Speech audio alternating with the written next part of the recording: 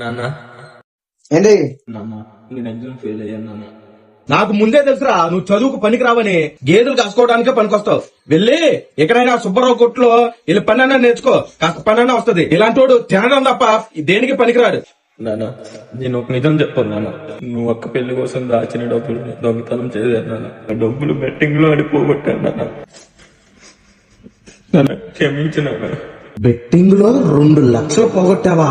నేను కష్టపడి సంపాదించిన డబ్బు దొంగతనం చేసి బెట్టింగ్ లో పోగొట్టింది కాకుండా ధైర్యంగా వచ్చి క్షమించమని అడుగుతున్నావా? తప్పు అయిపోయింది, క్షమించు నాన్న. ఆ తప్పనప్పుడు తెలియలేదు నాన్న. బెట్టింగ్ లాంటి డబ్బులు పోగొట్టాను నాన్న. చచ్చిపోతాం అనుకున్నాను నాన్న. కానీ ఆఖరి సరిగా మీరు గుర్తొచ్చారు. నేను చచ్చిపోయి జీవితంతో మిమ్మల్ని బాధ పెట్టాలనుకోవట్లేదు నాన్న. అక్క పిల్లకి నేను కూడా సహాయం చేస్తాను నాన్న. మీరు ఏం చెప్పినా వింటాను నాన్న. నేను నమ్మను నాన్న. క్షమించాను నాన్న. మీరు కనుక క్షమించకపోతే చచ్చిపోతాను నాన్న. క్షమించకపోతే చచ్చిపోతాను నాన్న.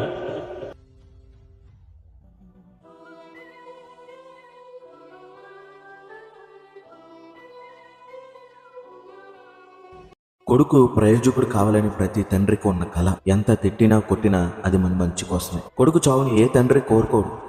తిట్టేవాడు నాన్న, కొట్టేవాడు కూడా నాన్న, క్షమించేవాడు కూడా నాన్నే. మనకున్న ధైర్యం మన హీరో నాన్న.